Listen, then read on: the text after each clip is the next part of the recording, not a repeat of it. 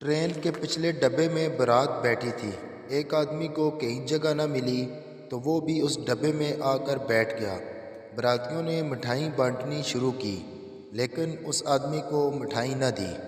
وہ چپ کر کے بیٹھا رہا کہ شاید مجھے دیکھا نہیں۔ پھر ایک اور براتی اٹھا اور اس نے بریانی بانٹی مگر اس بندے کو نہ دی۔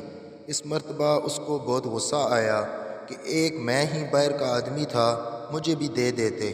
خیر تیسری دفعہ زردہ نکالا اور بانٹا گیا مگر اس کو نظر انداز کر دیا گیا۔ اب تو وہ آدمی آپے سے باہر ہو گیا۔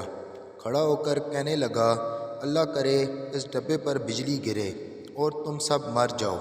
براتیوں میں سے ایک سیانا بندہ اٹھا اور کہنے لگا، اگر اس ڈبے پر بجلی گری تو تم کیسے بچو گے؟ اس آدمی نے کہا، جیسے مٹھائی، بریانی اور زردہ کی دفعہ بچ گیا تھا۔